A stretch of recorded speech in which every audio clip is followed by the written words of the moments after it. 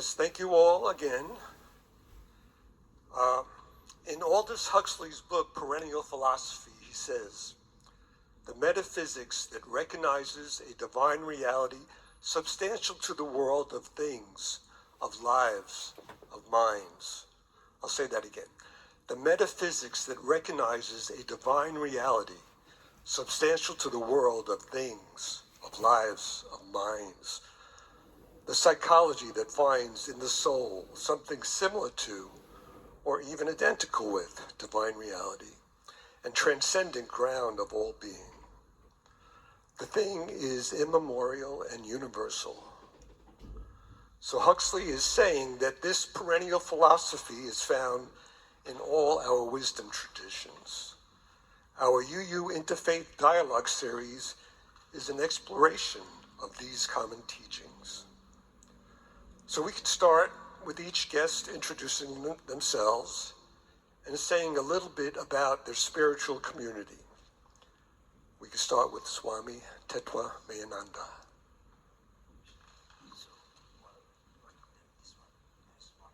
Not yet. This is just introduce yourself. I am Swami Tattamayananda, Minister of the Vedanta Society of Northern California, San Francisco. It was founded by Swami Vivekananda, who came to Chicago in 1893 as a delegate of Hinduism. And I'm very happy to be here, especially because this place was sanctified by Vivekananda, who came here. In fact, you have to remember, 1893, when Vivekananda came, he gave a message of universal harmony and peace and oneness of existence, unity and oneness of humanity. The idea that humanity is one spiritual family. And many of the great American listeners of Vivekananda, who happened to be from California, invited him here, and he came to this place and gave one of his well-known lectures. So I'm very happy to be here, and I'm very grateful to the Unitarian Church, First Unitarian Church, for inviting me here to give a chance to share the beautiful, sanctified atmosphere of this holy place. Thank you once again. Thank you. Thank you, Swami. Abdul Salam, can you say a little bit about your community and about yourself? Bismillah ar-Rahman ar-Rahim, in the name of God, most merciful and compassionate. We are a Muslim community with our spiritual path on the way of a Sufi order, a Naqshbandi order, which is an order that it follows a master, and it's a tradition from the Prophet Muhammad, down through a chain of 40 saints to my master, Maulana Sheikh Nazim. So that is our tradition. Our basis is Islam. Our practice is Islam. Our practice is deepening our understanding of Islam, and what Islam means is to surrender. For our egos to surrender. Well, we can say submit, but surrender is a better word, because submit still implies that we still have some ego left with us, and surrender means we've let our egos go, and this is our goal, to conquer our egos and find our divine destiny before we leave this world. Thank you for having me. This is my first time doing something like this, so. You're doing great. Hi, my name is Zvika Krieger. I'm the rabbi and spiritual leader of Chokhmat Halev, which is a Jewish spiritual community in Berkeley, just a couple miles from here. And we've been around for about 30 years, and we're part of a strand of Judaism called Jewish Renewal. And we're a community that centers embodied prayer and mindfulness. We are part of a tradition that weaves together ancient strands of Jewish mysticism, Hasidism, and also weaves it together with progressive values and modern resonance. We love to sing and dance and pray with our bodies and have moments of ecstasy as well as moments of contemplation. We got our start 30 years ago as a Jewish mindfulness center, and so meditation and mindfulness are very core to our spiritual practice. And we also believe deeply in relationships between each other as a deep spiritual practice, and also believe deeply in holding nuance and complexity, which feels particularly important in our world today that's driving us towards greater polarization and certainty. And so I feel very honored to be here and look forward to engaging in this conversation today. Thank you. My name is Eve Decker. I'm a co-guiding teacher for the Berkeley Insight community. We meet at the Berkeley Buddhist Monastery near the Berkeley High School. And our tradition, like all religious traditions of various lineages, our tradition comes from the Vipassana or insight tradition. So our practices are broad, but the two sort of central practices are loving awareness and practices of the heart, of the open, awake heart. And the understanding is that this terrain of present moment awareness and loving kindness, compassion, joy, and equanimity, that this terrain or this geography of the heart is the place in which insight and wisdom is available. So we practice there in order to access insight, wisdom, and deep well-being, caring, and community. I would say also that in our tradition we have this understanding of refuge being Buddha, Dharma, and Sangha. Buddha means to be awake to the present moment. Dharma is sacred truth. And Sangha is loving spiritual community. So we cultivate all of those very actively, and that is our tradition. I'll just use this one. So my name is Laurel Leaford, and I serve as the minister at this Unitarian church in downtown Oakland. The first Unitarian Church of Oakland was founded in 1869, and our lineage is a combination of two liberal faiths, Unitarianism, which started centuries ago in Transylvania, and Universalism.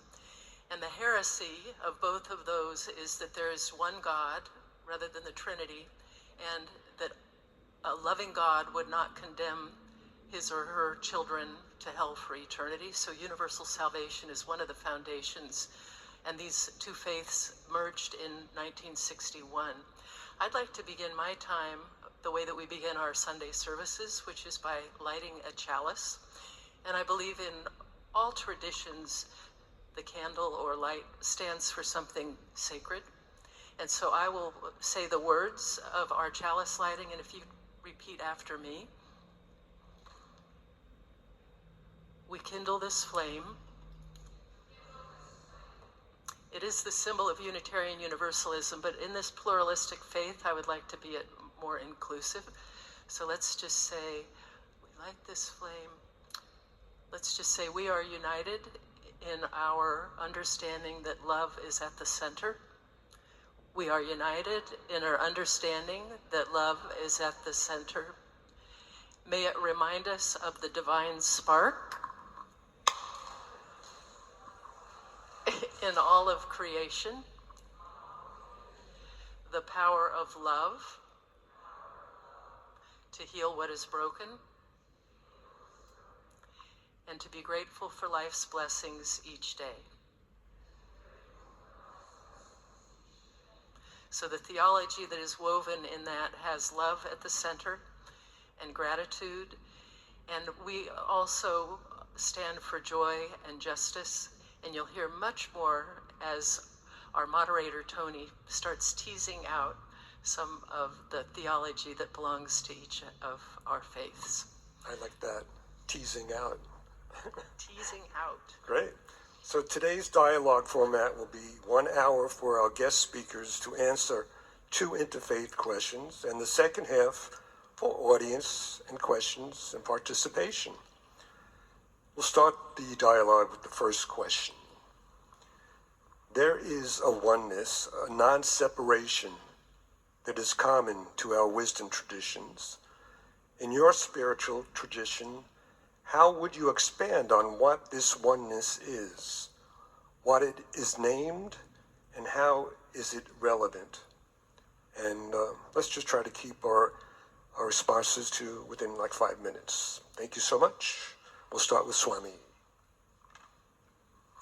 So thank you. The whole philosophy of Hinduism is built on this foundational idea that world or humanity is one spiritual family. In our spiritual life, we evolve from many to one, from gross to subtle. As we evolve, going beyond just belief systems, rituals, and external practices, when we reach the level of spiritual experience, when we feel the presence of God in our everyday life, when every act becomes an act of worship, when every word becomes a prayer, then religion becomes spirituality. So frequently this is explained with the help of an analogy. Suppose you are climbing on to a hilltop. When you begin your journey, you're climbing from the bottom, you think you're the only one walking towards the hilltop. But when you reach the top of the hill, then when you look down, you realize there are so many people trying to reach the same destination, but you don't realize this when you are beginning your climbing at the bottom. Similarly, when we go beyond rituals, external practices, belief systems, the external manifestations of belief, when we reach the real experience, then we realize the truth is one, but that truth can be reached by so many different paths. So many people are trying to reach the same hilltop. This is often explained through another analogy. All rivers are moving towards the ocean. When they reach the ocean, then they lose their individual identities. Similarly, from a spiritual perspective, you go beyond all the socio-anthropological and cultural diversities. When you actually reach the experience level, then you find humanity is one. God lives in everyone and everyone lives in God. This is the foundation of the Hindu idea of spiritual oneness and the oneness of humanity. From a spiritual perspective, humanity is one. Not only humanity, whole creation is one. We cannot hurt any living creature and claim to be a devotee of God. When we believe in God, that belief in God should express in our everyday actions, in our everyday interactions with other fellow human beings and also other living beings, not only human beings. Our love of nature, love of the animal kingdom, the animal kingdom, love of our own fellow human beings, that is the purest expression of our belief in God. So we should go beyond belief, we should reach the experience level, when God becomes a reality, when every action becomes an act of worship, when every thought becomes an act of meditation, when every word becomes a sacred prayer. That's the highest level of spirituality. When we reach that level, then you find humanity is one. Okay, thank you so much. Thank you, Swami. I'll do so. Very well said. Bismillahirrahmanirrahim. Our theology of oneness is called Tawhid, or unity.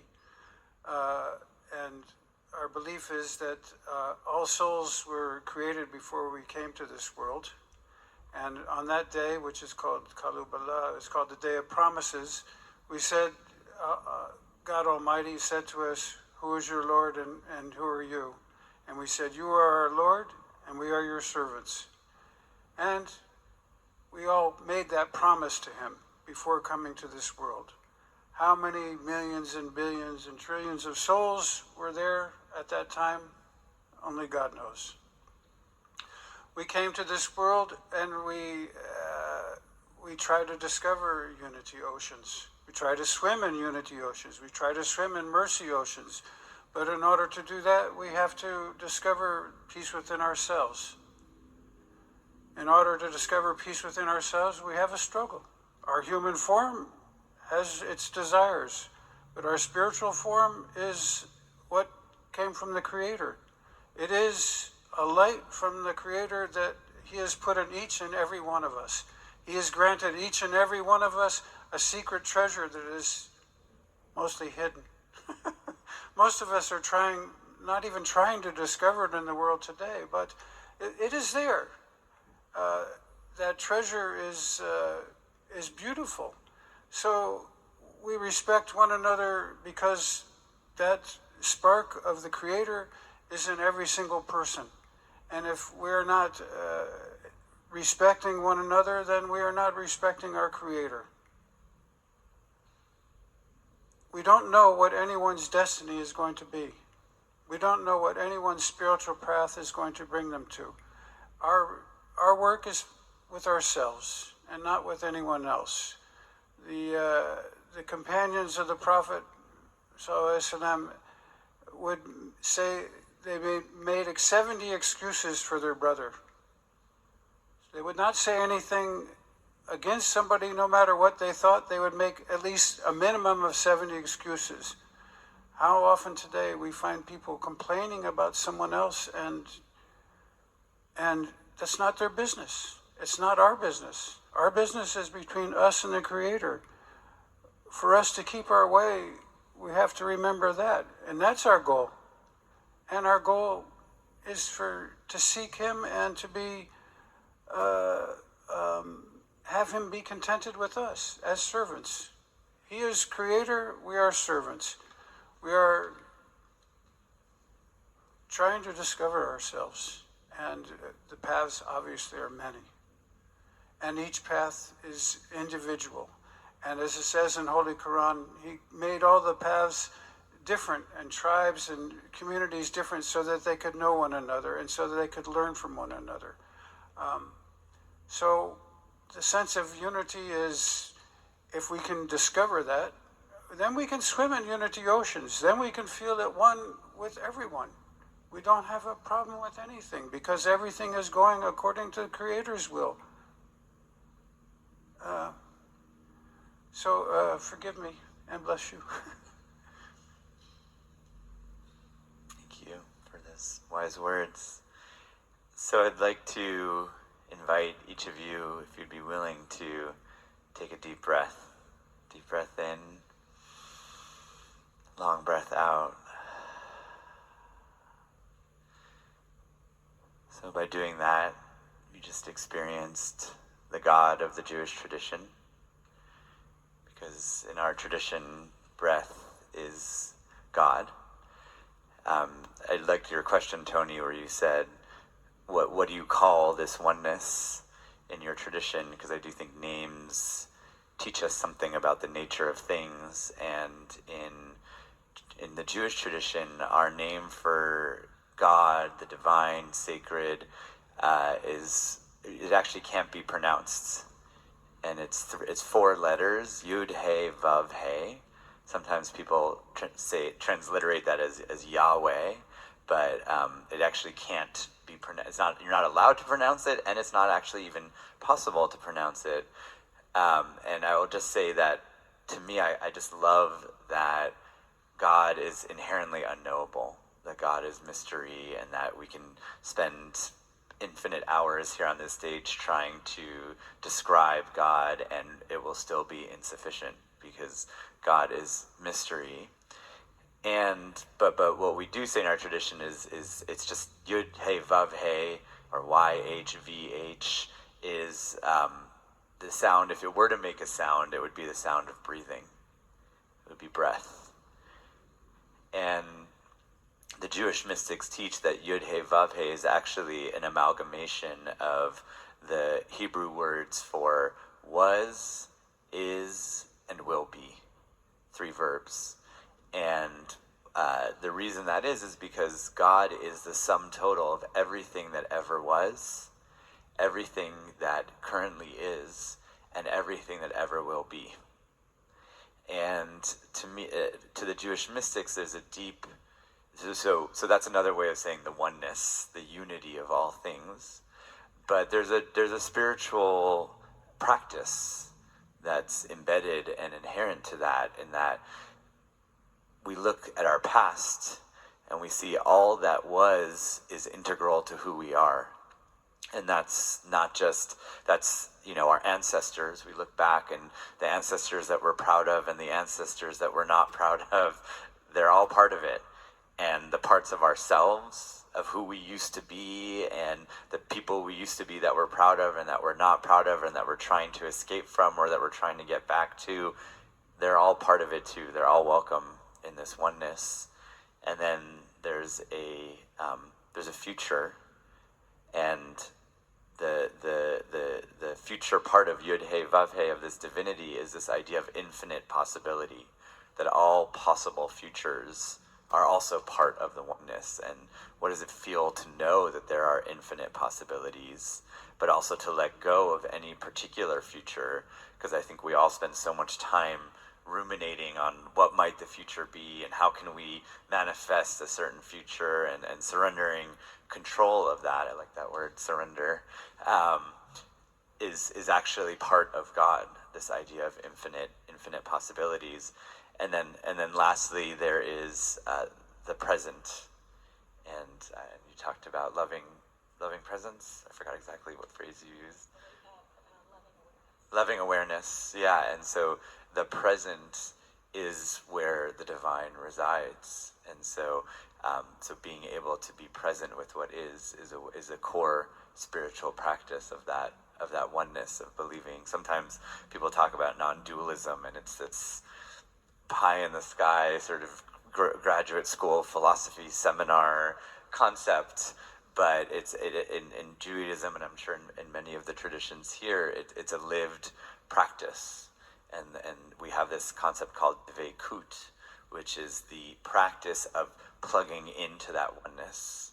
And what are the things we can do in our lives that help us feel connected to that oneness? And that we believe in Judaism that you can't actually, it's not possible to live fully in oneness all the time. We're inherently dual beings, and in Judaism, we don't really have like a monastic, contemplative, sit on a hilltop tradition.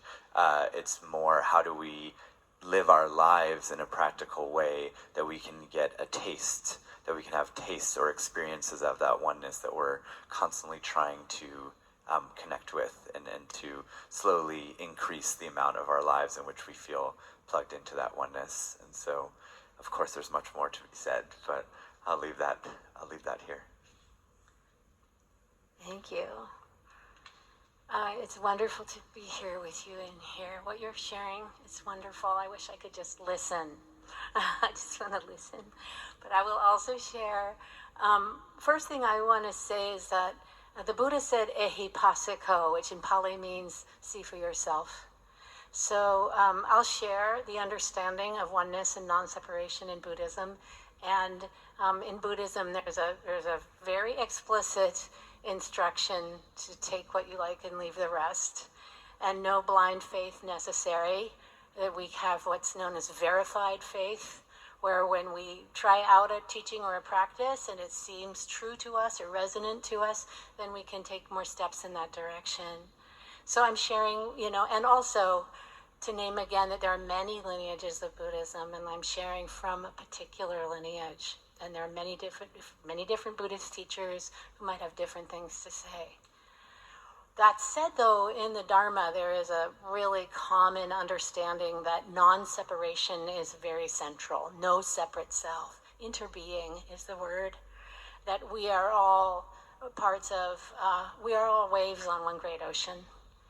And the separate selves that we perceive are impermanent, and they're changing all the time, and deeply interconnected with everything around us. And also the teaching is that with practice, it is possible to glimpse and even begin more and more to live in this state of awake awareness, which is one of the terms that describes this non-dual interbeing, this awareness of that we are all one. And I know we all feel it from time to time, and sometimes I know I've felt it and even minimized it, like, oh, no big deal, here we are, we're all one, oh well. But it is a big deal. It is a big deal. And one of the questions that Tony was asking was, how is this important? In what way does this matter in the current day?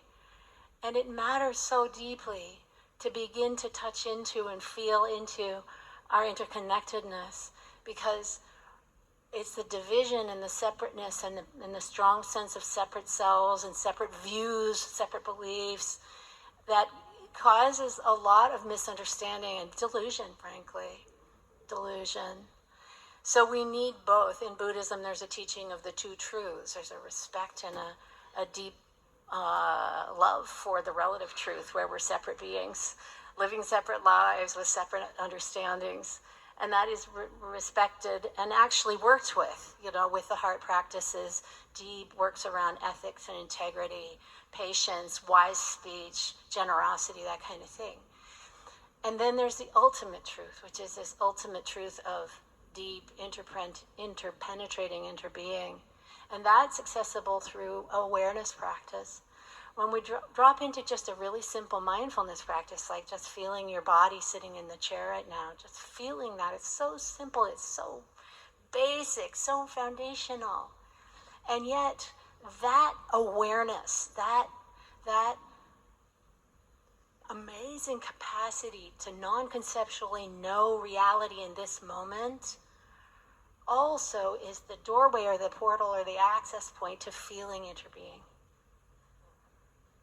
When we take away the concepts and we're here in awake awareness or loving awareness in the present moment, there's this access to interbeing or oneness, the ocean that holds up the waves. And then when we're coming from that place and we sense into it, we feel our oneness. There's a humility, there's a care, a deep compassion for other beings, including the beings that are lost and confused and have views different from our own. This understanding of care.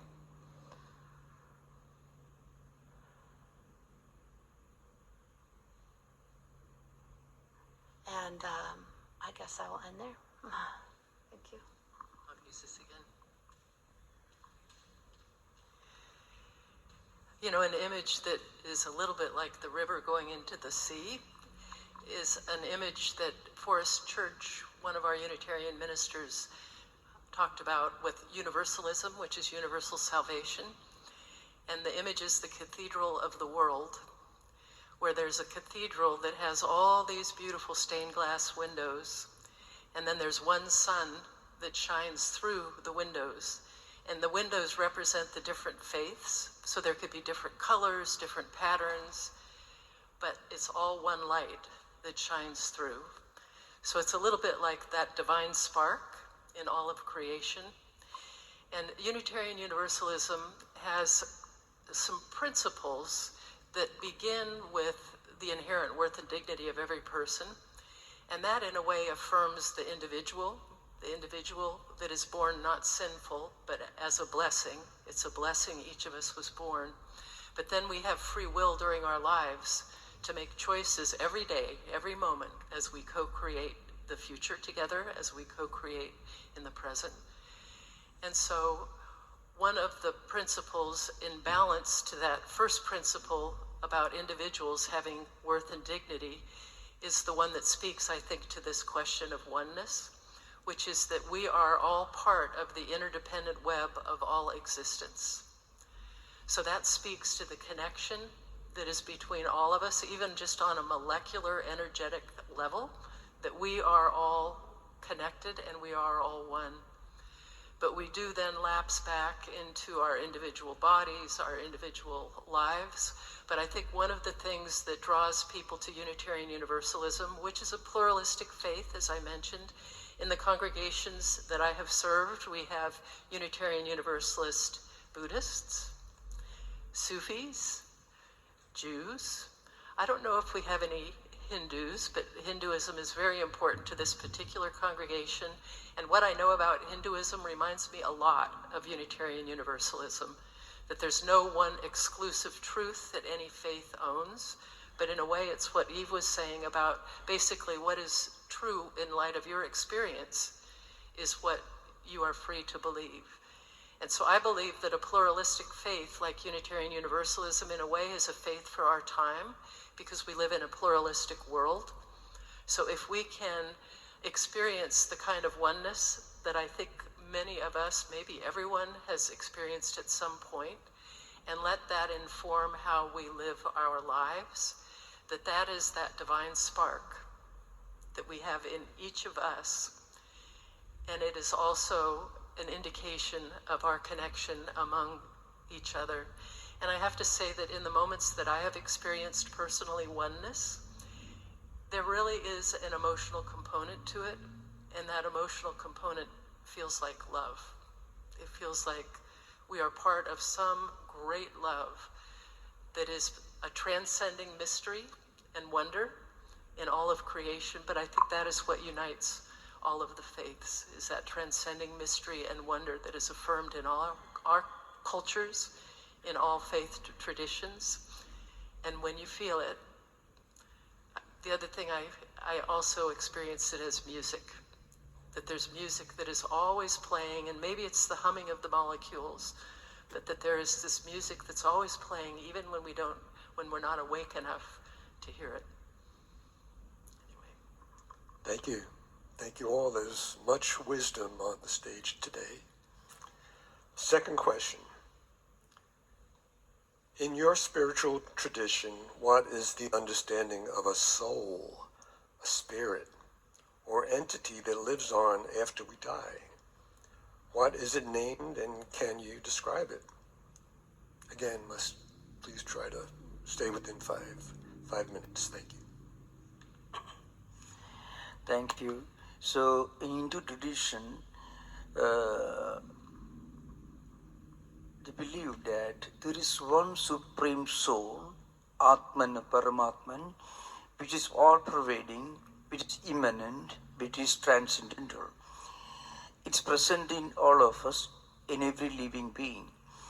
But it doesn't express in the same way in everyone. Then you may ask the question, what's the difference between a Hitler and a Buddha? Say, Buddha means the enlightened one. A Vivekananda, standing on this pulpit in 1900, gave a talk, and in that talk there is a very profound statement. What he says is, the difference between an amoeba and a Buddha is one of degrees, not of kind. So in a Buddha in Sanskrit means the enlightened one. Not necessarily Gautama Buddha, the founder of Buddhist religion, but the enlightened one, the Sanskrit meaning. So in an enlightened person, that Atman, that soul is fully manifesting in all its effulgence. In amoeba, it is manifesting in a very primitive form. So it depends upon the samskaras, what we call the tendencies, the impressions that we have gathered in our life. The color of the glass decides the color of the light. That's very important. Similarly, when we live a pure life, when we become unselfish, when we have compassion for everyone, when we cannot hate anyone because everyone is an expression of the divine, then that divinity manifests in its full effulgence, like in Buddha. When our mind is cluttered, it is impure, it is full of hatred, it cannot see anyone beyond our own religious tradition, then it manifests in a very, very primitive form. That's why our love of God should express in the form of love and service to fellow human beings. I think this comes from Meister Eckhart. What we take in by contemplation, that we pour out in love and service, is from Meister Eckhart, the great 13th century German mystic. So when we meditate on God, when we love God, the love of God should express in our compassion love for our fellow human beings. But then, why this doesn't happen? The reason is our mind doesn't fully express the divine spark present in all of us. So when we make our mind pure, like you take a piece of cloth and wipe off the dust on a glass, then the glass reflects the divine within us. When the glass is dirty and filthy, the glass cannot manifest, cannot reflect the divine within us. So every action, every word, every thought is an opportunity to wipe off the dirt from our own mind. When our mind becomes pure, the divine reflects in all of us. So what happens when we die, according to Vedanta, this is very important, this is part of the question here. When we die, we take with us all our tendencies and impressions and samskaras and all that we have gathered. To give an example, what I do with my hands, with my eyes, all the five senses of perception, they accumulate a lot of tendencies and impressions in my mind. My action will certainly leave something behind in my mind. If I do wrong things, it will make my mind impure. So what happens is, whatever we do, that we carry on to the next life. See, whatever you have seen with your eyes, the eyes is gone. When the body is pushed the tube, it's over. But whatever you have gathered from seeing, touching, smelling, interacting with people, that impression, the samskaras, the tendencies will accompany us when we are born again. So Hinduism and Buddhism believe in reincarnation, what we call rebirth, continuous flow of rebirth. So when we are born with a baggage. We cannot deny that baggage. It will be put in our pocket. And our actions and behavior will in some ways be impacted, influenced by our previous life activities. So we call samskaras. See, there are certain, I can give you an example. When you try to do something very good and very noble, sometimes our mind doesn't permit us to do good things. Sometimes our mind creates resistance, obstacles. When we try to do meditation, when we try to practice compassion, our mind doesn't permit us because our mind is full of impure tendencies and impressions. When our mind is pure, then when we try to be good human beings, when we try to practice compassion, our mind will cooperate.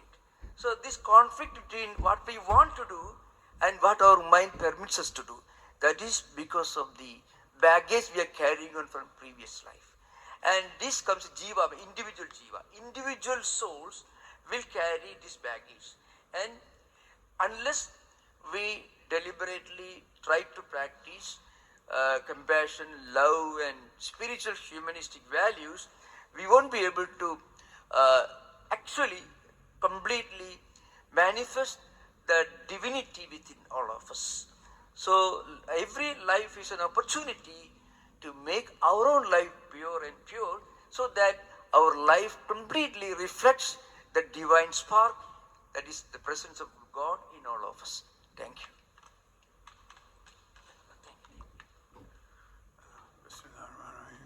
Our theologies are different, but we came to know each other and accept each other and love one another. It doesn't matter. Soul in Islam is called ruh, or spirit. And everyone's spirit comes from the world of spirit. Well, like what I was saying earlier, that we all have a soul that was assigned to us. And that soul is that spark of life. That is that divinity within each one of us. And our human form has desires that are not necessarily good. They're not in alliance with our soul. And our conscience tells us when we do something wrong, our conscience pricks and goes, oh. And in Islam, we have forgiveness. If you make a mistake, say astaghfirullah, and then Allah forgives immediately. And we have the belief that there's two angels with us all the time. The angel on the right shoulder writing down our good deeds, and the angel on our left shoulder writing down our bad deeds. And when we make a bad deed, the angel on the left side says, "Oh, let me write this down." And the angel on the right side says, "No, not yet. Wait. Hold on a minute. Maybe you will seek forgiveness." And so in our tradition is that if we don't ask for forgiveness within 24 hours, then the angel on the left side gets to write the deed down. So if we are quick to know that we make a mistake, we know that we are created weak. This says in Holy Quran, Allah made mankind weak so that they would be reliant upon Him, so that they would ask everything from Him. Our lives are dependent upon Him completely. He is holding creation together continuously. His being is present continuously. Not a leaf on a tree moves in the wind that He doesn't know about it. Not an ant with a broken leg, He knows about it. He knows about our thoughts. He knows about what we are going to do. But He wants us to know ourselves. How are we going to be? We're being tested. This life is full of tests, and this is what we call temporary life. Our real life is next life. And next life, we are, the Creator is not away from us. How can we imagine a Creator who sees every leaf on every tree, every ant that's moving on the ground, everything that is moving on the earth, every thought of every human being? I mean, how can we? Our minds can't grasp this. Perhaps our hearts can grasp this. But we are weak ones, and we are moving toward our destiny as best we can. And inshallah, God willing, we all have humility in the way we move through this earth, and inshallah, we all have acceptance of one another for the divinity that's within each one of us.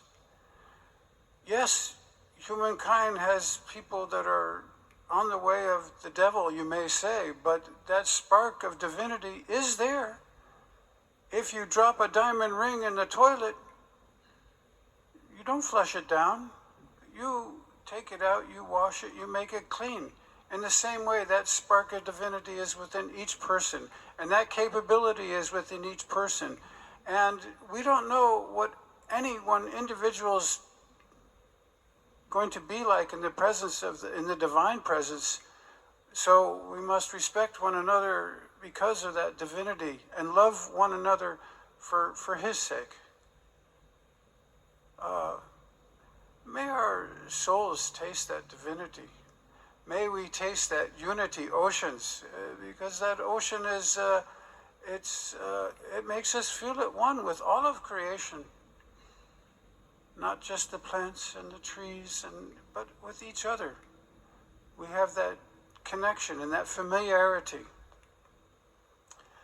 That connection and taste gives us familiarity. So forgive me. Bismillah.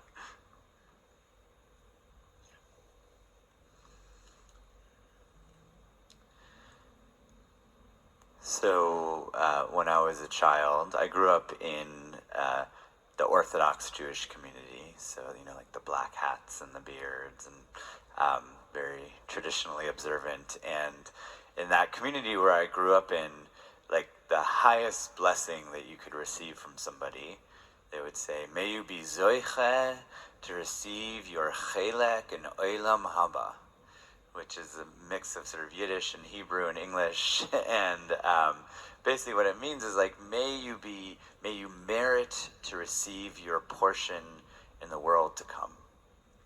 And this is like the highest blessing that you could receive, and you would receive it. We would receive it at every milestone and occasion. And in many ways, I realized that this blessing came to define the theology of my childhood, where it was really a theology of delayed gratification. That there was this olam haba, which translates as the world to come, and that if we toil in this life, and that if we earn enough brownie points and enough gold stars, that we would arrive at olam haba, at the world to come, and we would get, a fluffy cloud made out of marshmallows and maybe some unicorns that would drive us around. And this was, that no matter what tension or hardship or frustration you experience in this life, olam hazeh, this world, that a reward would come in olam haba, in the world to come. And I realized that this theology really came to define my worldview of delayed gratification. That I'm just going to keep working hard, and eventually, the reward will come eventually. And even if I didn't believe in a literal afterlife, that idea still stuck with me and drove me consciously or subconsciously. And when it really hit me is that I was partnered with someone for 12 years. We were married, and she said to me, there's always that your life, you're always living, she's saying this to me, your life is always so stressed and so full of things that you're working towards, and there's always an excuse like, oh, when I get to this point, then we can relax, right? And that it's like, I have undergrad, and then I have grad school, and then I'm in this job. Oh no, it's like the next job, and then after that job I can relax. And so, oh no, and then we have a kid, and then when the kid reaches this age, then we can relax. And she said, after being married to you for 12 years, I'm realizing there's actually, that time is never going to come. That you're never going, that it's not that there's always going to be something else over the horizon that you're working towards. And a couple years ago, I came across this teaching in the Zohar, which is the core text of Jewish mysticism, of Kabbalah, and it says, don't read the word olam haba as the world to come, but olam haba'ah, which means the world that arrives in each and every moment. That the world, it's not the world to come, but that the world that is arriving. And that actually this idea of, may you be zocha, may you deserve to receive the world to come. It's not that you're going to get your reward in the next life, but the reward is actually the present moment. And, when I first read that, it didn't really make sense to me, because I said, well, that feels a little bit anticlimactic, right? That I'm putting in all this hard work, and the reward is the present moment. And the more I sat with it, the more I realized that actually the present moment is really hard to experience. We're living in a world that is conspiring to prevent us from experiencing the present moment. We have these distraction machines that we carry around in our pockets with us, and that our attention is the product in this economy where we currently live. And we are constantly being taken out of the present moment. And in this capitalist world that we're living in, it's about how much can we amass, how much can we achieve, that the reward is in the future, and that the toil leads to some reward in the future. And all of that is distracting us from experiencing the reward of olam haba'ah, the world that arrives in each moment. And so I'm just going to invite you to, if you're willing, to take a moment and close your eyes or soften your gaze. We'll take another breath together.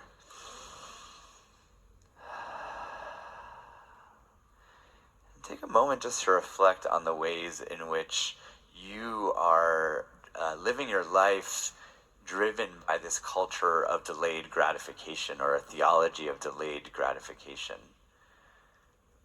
That you're putting off enjoying or experiencing the blessings of the current moment because you're imagining there's some imagined future in which then you'll experience the blessings.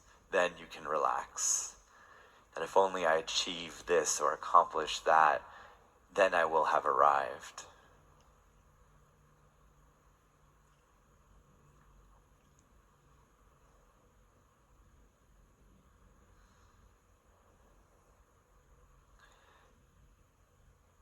And I invite you to consider, is there a way in which you might shift your perspective? Shift the way that you walk through the world and see, can I actually orient myself towards appreciating and experiencing the blessings of Olam Haba'ah, of the world that exists right here, right now, in this present moment?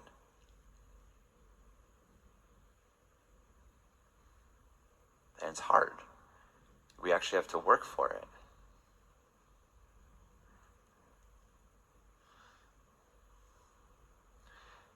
So that's, when Tony first asked the question, what is the Jewish conception of the afterlife? That's what came to me. That, there's I could spend hours talking to you about Jewish conceptions of heaven or hell, and we have our own, idea of samskara. It's called Gilgul Nishamot, the cycle of souls. And, and do Jews believe in hell? Actually, we do, but that's a whole other conversation. But this idea of Olam Haba and how our fixation on the afterlife might actually be what is distracting us from experiencing the blessings of the present moment. And so my blessing to all of you today is, may you be zoiche to receive your chelek in Olam Haba. May you receive your portion of the world that arrives in every moment. Amen. Yay.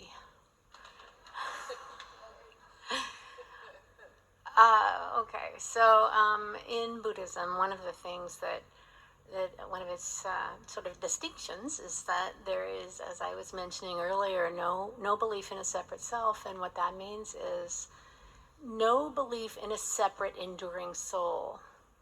And again, ehipasiko, take what you like and leave the rest, but this is the teaching. This doesn't mean that there is no rebirth. In fact, the word reincarnation is used a lot in association with Buddhism. So if there isn't a separate, constant, enduring soul that goes on from lifetime to lifetime, then what is it that in Buddhism experiences rebirth? And the answer to that is the momentum of patterns. Karma is the word, cause and effect. And this doesn't just happen with us. It happens with all things. Something occurs and then something else occurs. We're all in a process. We all affect and impact each other. And there's cause and effect, which is why in Buddhism integrity is so essential. Because the Buddha said intention, I tell you, is karma. Meaning that if I come at you with a knife and my intention is to cause harm, or if I come at you at a knife and I'm a surgeon and my intention is to save you, those two intentions will carry the momentum of these patterns in different directions. And well-being and peace, because of this understanding of interbeing, are intricately wound up in our intentions or of how we are, what is motivating our thought, speech, and action. And it carries on over time. One leads to the next. It's interesting, one of the Buddhist teaching stories is that his cousin and best friend and maid sidekick Ananda asked the Buddha, are our spiritual friends half of the holy life? And the Buddha said, oh no, Ananda, spiritual friends are the whole of the holy life. And why is that? Because everything is influencing, and how we are and who we're with and what we choose to do and say and how we interact is laying down these patterns that then unfold into the next moment. And the teaching in Buddhism, and again, just I, as a practitioner and teacher, I hear these teachings and stories, and I choose which ones to spend time with. But the teaching is that yes, we have momentum that carries on when this body passes. There's some momentum of patterns, of motivations, of intentions that carries on. But it carries on as a process, not as a person or a separate soul. The analogies that are often used, one is of an apple seed. You have an apple seed. There it is. It's a separate little apple seed. We can all see it. You plant it in the ground, grows into a tree. The tree produces new apples. You pick the apple, take a seed from that apple to grow the next tree. Is that seed the same seed as the first seed? No. Is it completely interdependent with and in a causal relationship with that first seed? Yes. And in that way, all of impermanent phenomena is arising and passing and reforming, and how we are in this world, not unlike what's already been shared, how we are in this world now, and who and how we are in terms of our levels of compassion, generosity, honesty, and service, and all of those kinds of different qualities that show up as wholesome in all traditions. How we are in that way affects both our relative, here and now, separate selves very deeply affects well-being. If we're motivated by resentment and hate, which we humans do a lot, or if we're motivated by greed and striving, sort of like you were describing, do those motivations unexamined lead to happiness and peace? Not so much.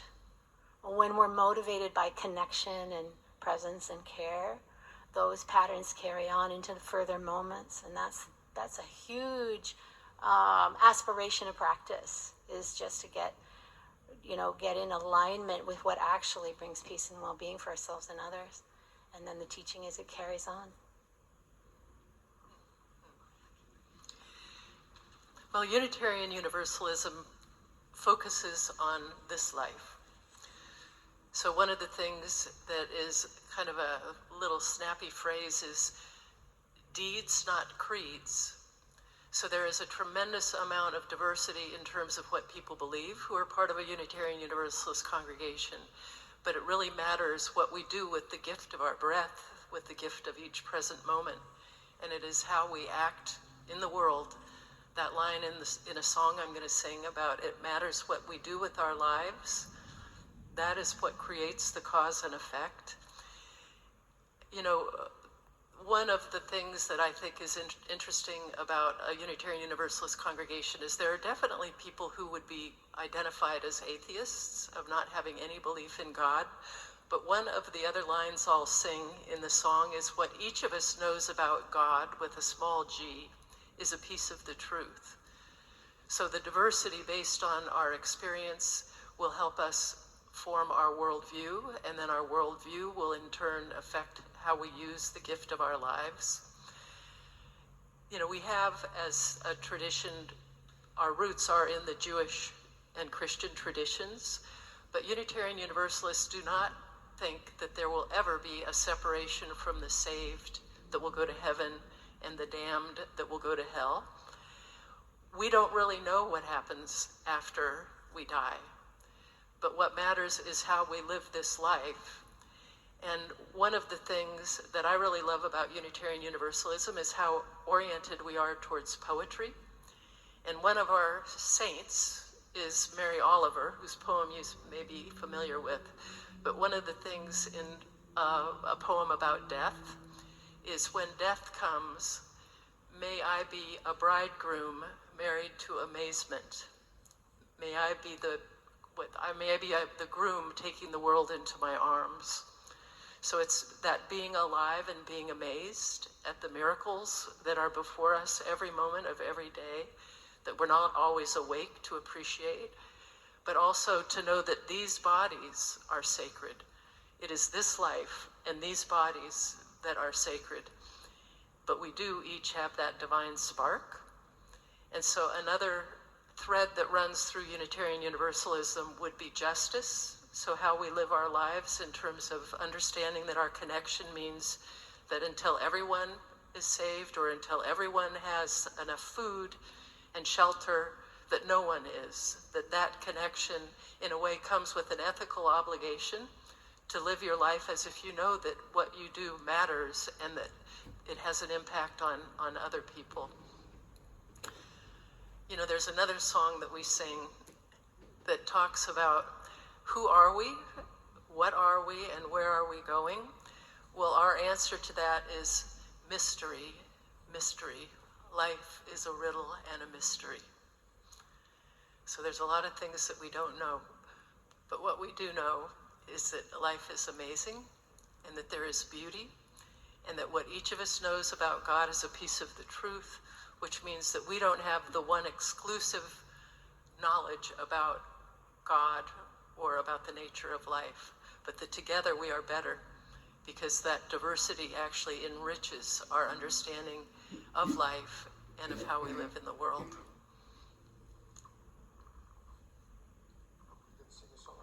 Sure, I'll sing a song. Or do you want to do yours? So the song I wanted to sing, some of you were here when I started singing it and encouraging you to do a call and response.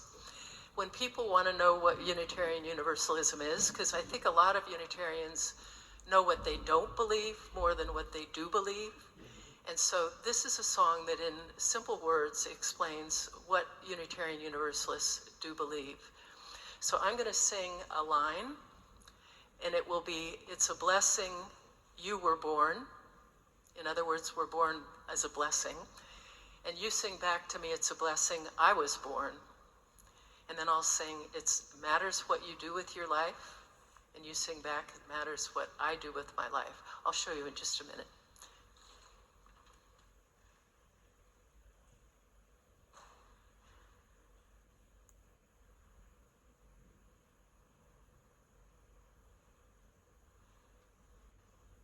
Second time through, I'll sing, it's a blessing we were born. And you'll sing back, it's a blessing we were born.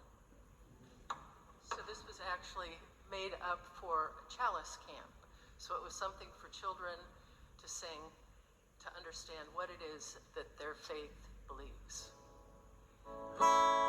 It's a blessing you were born, blessing I was born, and it matters what you do, and it matters what I do, what you know about God, what I know about God is a piece of the truth, is a piece of the truth.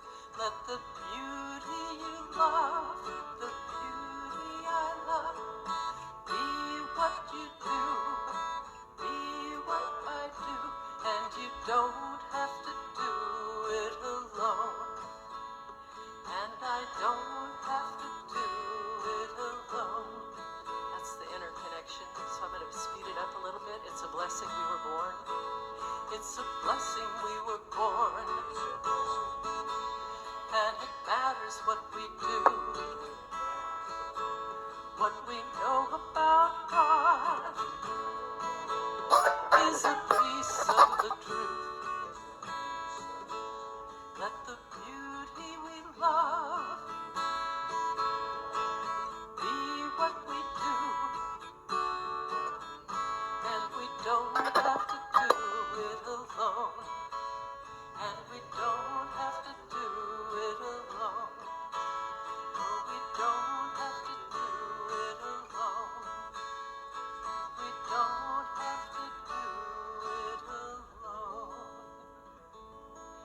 I think that last line in some ways is the most poignant of all of them, because I think a lot of people these days are seeking to be part of a faith community like this one or like the ones that our other guests are describing, because we need to know that we're not alone. So now Eve and Tony will sing some more.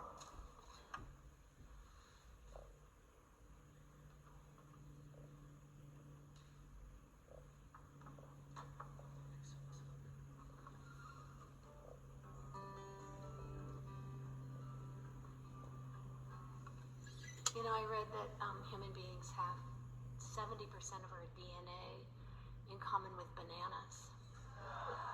Whoa. Meaning that we're so much more alike than we are different. And there's this teaching tale. It's not from Buddhism, but I don't know which tradition it is from. Maybe Hinduism. This teaching tale of some wise people, but blind, each touching an elephant. Each touching an elephant, and one person says, "Oh, this is what I perceive. I perceive, you know, he's holding onto the leg. Oh, I perceive round and wide." And someone else holding the trunk, saying, "Oh no, I perceive long and rough." And somebody's holding the tail. No, it's actually really thin and long. Somebody's touching the body. Wow, it's really, really big and sort of endless. And they're all describing the same thing from their perspective or their view. So this song is called Somos el Barco. It's by Lori Wyatt, and it speaks to this universal thing that we're touching into today. Somos el barco, somos el mar, yo navego en ti, tú navegas en mí. We are the boat, we are the sea, I sail in you, you sail in me. So we'll sing that chorus a few times, so please sing with us. And here's the verse, the first verse. The stream sings it to the river sings it to the sea. The sea sings it to the boat that carries you and me. Somos el barco, somos el mar. Yo navego en ti, tú navegas en mí. We are the boat, we are the sea. I sail in you, you sail in me.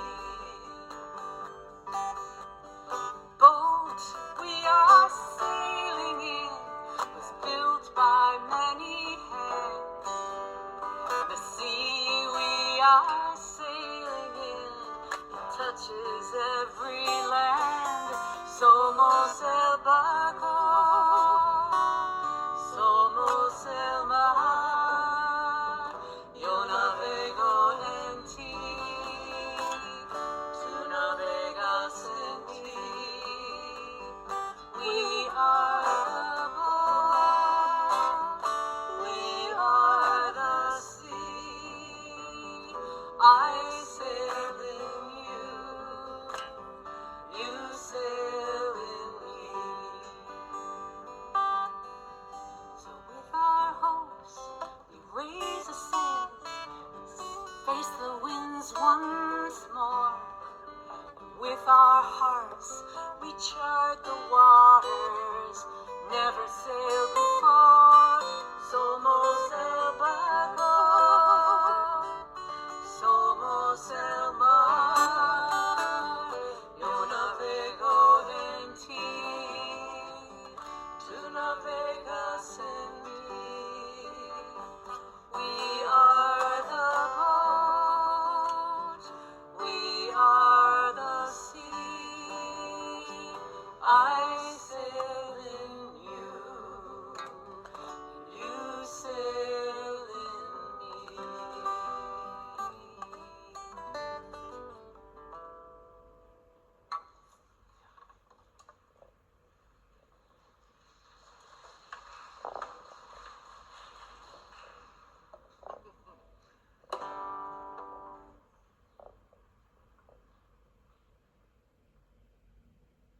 Thank you, Eve. Thank you, Laurel. Thank you all. This part of the Interfaith Dialogue will be audience participation. So if we have any brave audience members want to come up and ask a question, you're welcome to.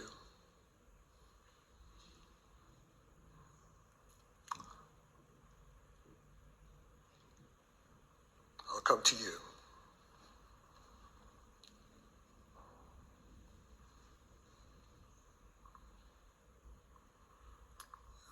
I'd like to know if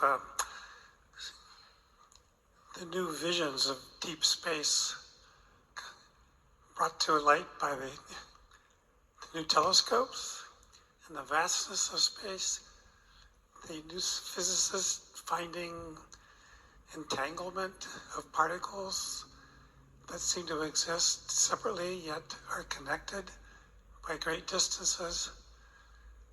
Some of these new ideas or theories or observations, how have those influenced your thoughts and your beliefs? Great question. In fact, that's one of the questions for the next Interfaith Dialogue series. But anyone want to answer that?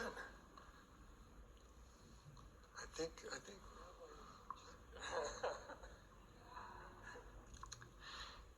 I'm not sure I have any brilliant wisdom to share on either of those topics, but what comes to mind immediately for me is when I think of space and I think of the vastness of space, it just reminds me of how little we actually know. And we live in the world where there's just, I would call it an epidemic of certainty. I just made that up. Sounds good though.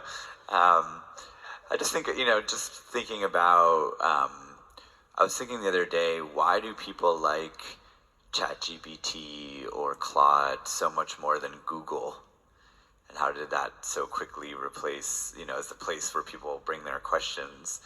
And I think one of the reasons is that when you Google something, you get like a list of like dozens of possible answers, or they're not even really answers, they're just sources that you would have to read and sift through and come to a conclusion on your own. And when you ask ChatGPT, it says, this is the answer. And I had an experience the other day where I was looking for a dishwashing machine, a dishwasher, and I said, ChatGPT, what dishwasher should I buy? And I said, this is my budget, and here's my priorities. And they said, well, you should get this model because, and it gave me all the reasons. And one of the reasons is because it has like a ceramic basin in it. And I said, okay. And then I sort of searched myself, and I noticed that the model it recommended to me did not have a ceramic, or no, so it said it had a stainless steel basin, but it turns out that it actually had a ceramic basin. And I said, well, I went back to ChatGPT and I said, well, the information you gave me was incorrect. And they said, oh, well, maybe you shouldn't buy that model then. And it just really hit me that like we're like people are willing to trade accuracy for certainty, right? Like that's the trade-off that we're making in our world right now. And, we are so confident that the way that we see the world right now and the way that we see the universe is correct. And we look back on our ancestors and we sort of scoff at them and say like, oh, well, can you believe they thought the world was flat, and they thought that the sun revolved around the earth, and we so sort of condescending towards them. And I think that our ancestors are going to look back at us, our descendants are going to look back at us and laugh at us and our beliefs about molecules and particles and what's out there in the vast mystery of space. We'll keep learning slowly but surely what's out there, and that'll completely upend what we thought we knew. And so whenever I come across new scientific advancements or new scientific knowledge that upends what we used to think, it's just a reminder for me to reconnect with my own humility, an invitation into humility and not knowing, both on a cosmic level and in the intergalactic level, but also just in our own lives and in the way that we interact with each other, and to let go of some of that certainty. Thank you. Eve? Is it okay if I respond to really quickly? Yeah, thank you for that beautiful question. And one thing I want to say about it is that knowledge that really comes from science and direct observation, rather than addiction to certainty, rather than addiction to view, but rather new information, can open us to awe. And as Reverend Loyal was saying, awe is one of the bridges to the divine. That moment of what the heck is so beautiful. And then the other thing that I want to bring in is the wonderful word consilience, which is a word that means when different disciplines or sort of areas of expertise overlap. And the discovery of the interconnection within deep space speaks really powerfully to this observation made non-conceptually by present moment, people observing in the present moment that everything is deeply interconnected. And that we really are, in fact, all one in spite of the deeply powerful sense of being separate. Thank you, Eve. Swami? So, the problem with science is, though science has enriched human civilization, it has made life more comfortable. It has also expanded our understanding of the world in which we are living. But science cannot tell us how to make proper use of its own powers, its own gifts. There is an element of moral neutrality about science and technology. I'm reminded of an interesting incident in a Vedanta society. During the Q&A after a Sunday lecture, one student was telling, he had some problems with his parents, young student. So he asked ChatGPT, how should I confront this problem? So the ChatGPT told him to go, why don't you get rid of your parents? And another incident, that's again, it's a reality, it's something really happened. Some people facing problems of depression, some other job insecurity, asked ChatGPT, what should I do? Have you thought of suicide? So this was the answer that science and technology had to offer. So the problem with science and technology is, it helps us to answer the question how, but not the question why. So how to make proper use of the powers and gifts of science and technology, and how to resist the temptation to make improper use of it. Science is the big curse. If you today look at the world, what is happening, it is a manifestation of the negative impacts of science and technology. But the same science has helped us to connect, to spread spiritual ideas, moral ideas. The mic system I'm using is a gift from science and technology. It did not exist in 19th century.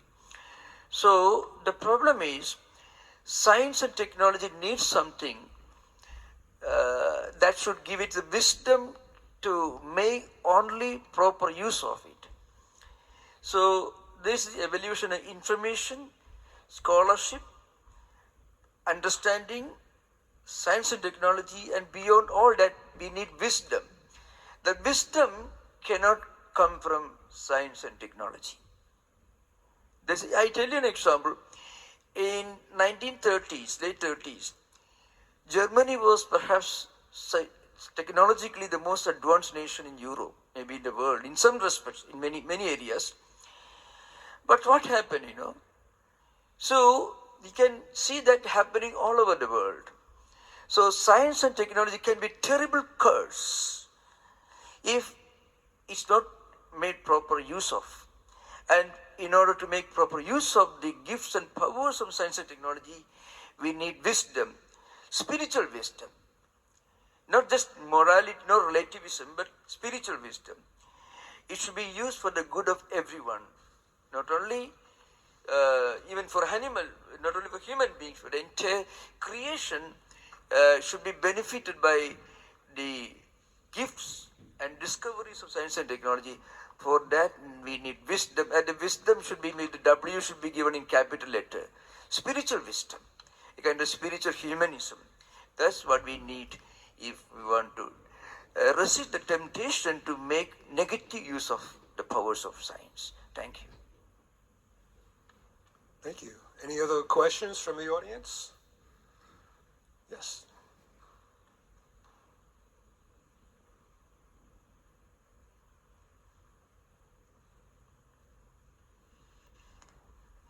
Thank you, first of all, to each of you for sharing. This is, it just feels very special to be in this space with you.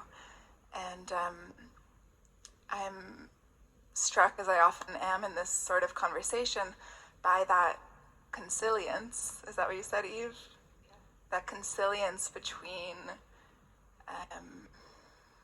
where you all are coming from, where each of us is coming from, even if the kind of cultural narratives and concepts and words that we use differ. There's an essence behind that is the same.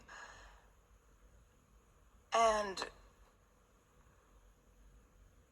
it strikes me also that in this modern world, this kingdom of science that we're living in, there are, or there could be, ways to secularize everything you're saying. I mean, you could take each of those wonderful statements and make it very palatable to a wider audience, and I think that in some ways is happening, and there are more and more people in my circles who are, yes, interested in kind of the non-denominational wisdom of the world. And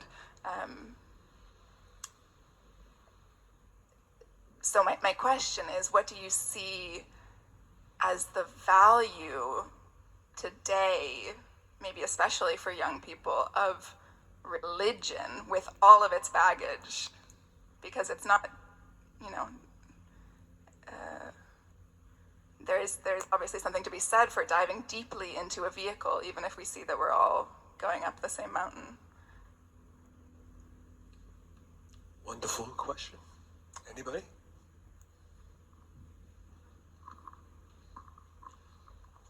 Again, I think that a lot of people are drawn to be part of a faith community because they want community.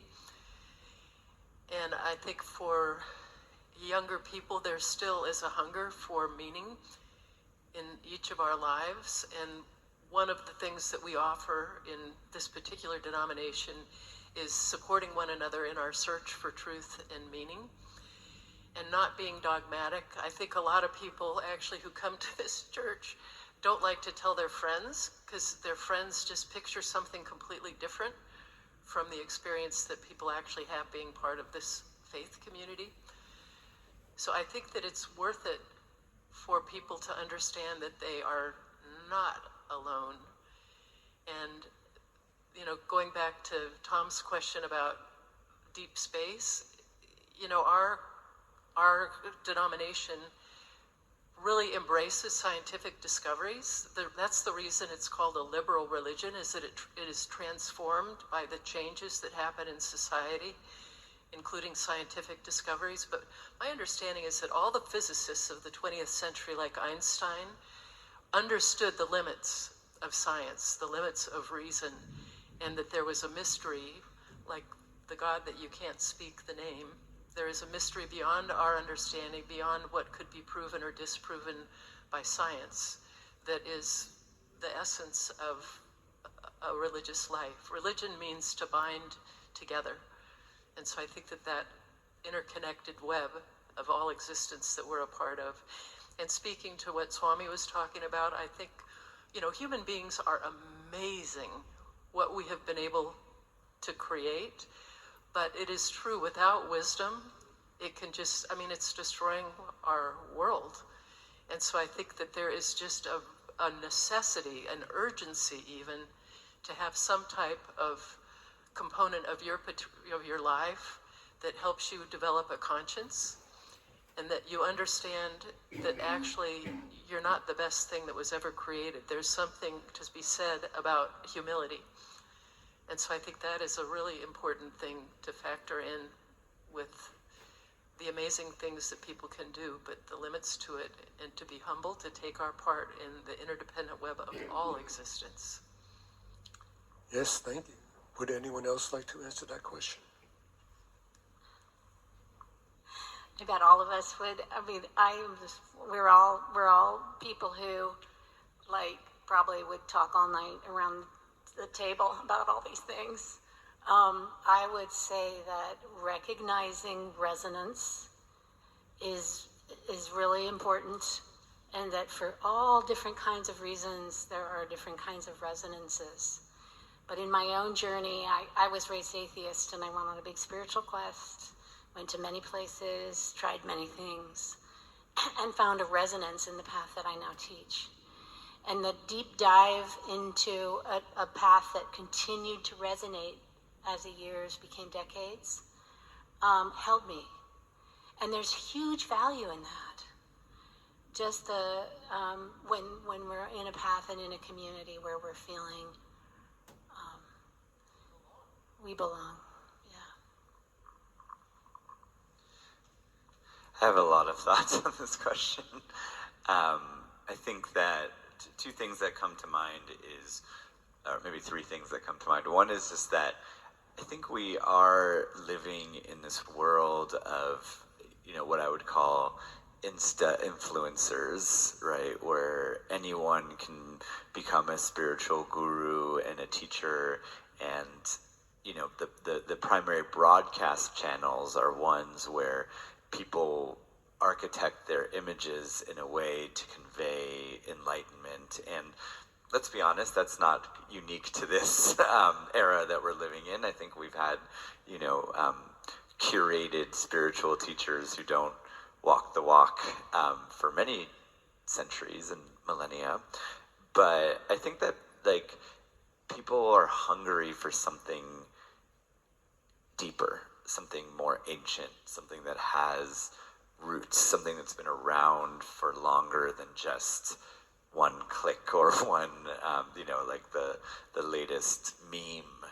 And so I think that may sort of explain some of the trends we're seeing now in the world around people a return back to traditional religious institutions of all denominations, because people want something with staying power. We have fast fashion. People want something that you can't just order overnight from Amazon.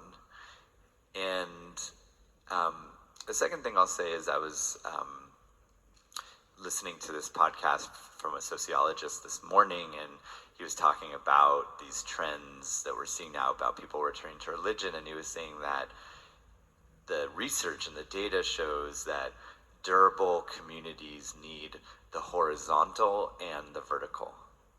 And that there was this big kind of zeitgeist over the past couple years of all these institutions replacing religion, CrossFit, and there was this thing called the assembly, morning assembly, I forget exactly what it was called, where it was church without any religion. It was people would come and they would sing and they would listen to a TED Talk style sermon, on some interesting topic, and there was this sense that people are just looking for community, and let's just find more places for people to gather. And what now, 5-7 years beyond that trend, what we're seeing is that a lot of those communities have fallen apart because they had the horizontal, meaning the person to person, but they didn't have the vertical, which doesn't have to be God, capital G, doesn't have to be religion, capital R, but there has to be a connection to something higher, a higher purpose, some level of transcendence, and that's what makes for durable communities. And the last thing that I'll say is that I think what separates religion from kind of generic spirituality or modern spirituality is, for me personally, I think there's so much gunk in religion, and I don't blame anybody for rejecting religion and not wanting to be part of organized religion. The synagogue that I'm currently leading is the first synagogue I've ever been a member of as an adult. But I think that religion at its best forces us to do things that we are not comfortable with. And that is the only way that we can grow. And I think that the sort of new age spirituality of like the sort of buffet approach, where it's like, well, I'm going to take a little bit of this and a little bit of that, and whatever makes me feel good and whatever I enjoy. And if something pushes me out of my comfort zone, I'm not going to do it. And like, God bless anyone and their spiritual path. Who am I to judge anyone? But I find that like growth happens when I'm forced to do something that I wouldn't do of my own volition, and and that can be dangerous, right? There's lots of people that have taken advantage of that. But I think that having a trustworthy spiritual community that pushes me to do things outside of my comfort zone is maybe one way in which religion can be helpful. Thank you. For the sake of those who have parked at a 2-hour meter, I think we'll bring this to a close, and just want to thank everyone for being here, and thanks for the guest speakers. Can we give them a round?